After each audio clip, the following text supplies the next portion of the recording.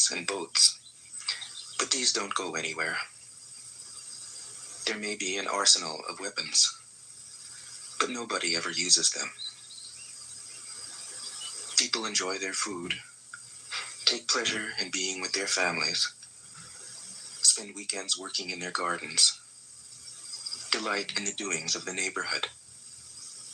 And even though the next country is so close that people can hear its roosters crowing and its dogs barking, they are content to die of old age without ever having gone to see it. 81. True words aren't eloquent. Eloquent words aren't true.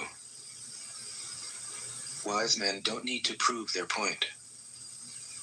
Men who need to prove their point aren't wise.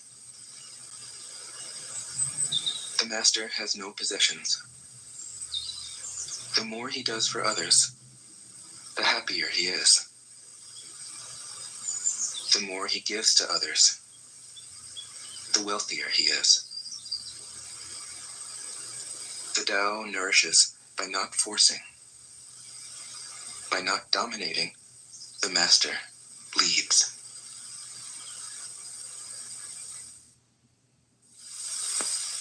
Tao Te Ching can be translated as the book of the imminence of the way, or the book of the way and of how it manifests itself in the world, or simply the book of the way.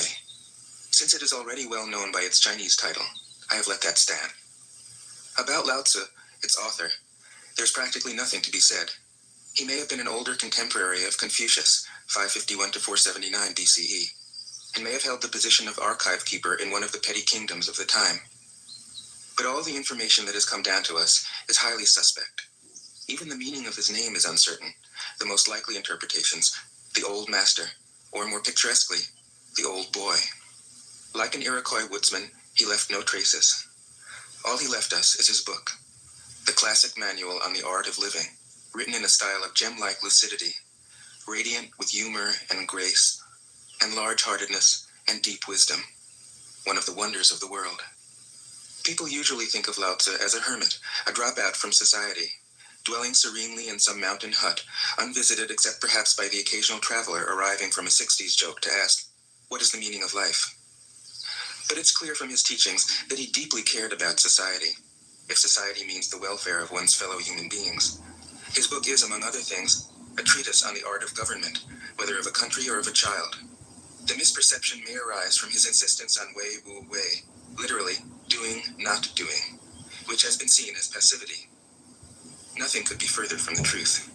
A good athlete can enter a state of body awareness in which the right stroke or the right movement happens by itself, effortlessly, without any interference of the conscious will. This is a paradigm for non-action, the purest and most effective form of action. The game plays the game. The poem writes the poem. We can't tell the dancer from the dance.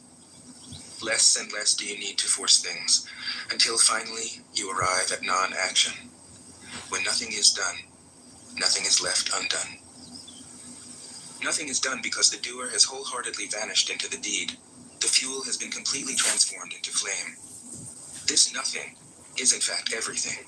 It happens when we trust the intelligence of the universe, in the same way that an athlete or a dancer trusts the superior intelligence of the body. Hence Lao Tzu's emphasis on softness. Softness means the opposite of rigidity, and is synonymous with suppleness, adaptability, endurance. Anyone who has seen a Tai Chi or Aikido master doing not doing will know how powerful this softness is. Lao Tzu's central figure is a man or woman whose life is in perfect harmony with the way things are. This is not an idea, it is a reality. I have seen it.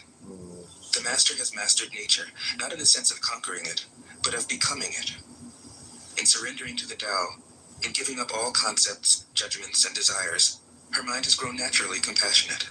She finds, deep in her own experience, the central truths of the art of living, which are paradoxical only on the surface, that the more truly solitary we are, the more compassionate we can be. The more we let go of what we love, the more present our love becomes. The clearer our insight into what is beyond good and evil, the more we can embody the good. Until finally she is able to say, in all humility, I am the Tao, the truth, the life.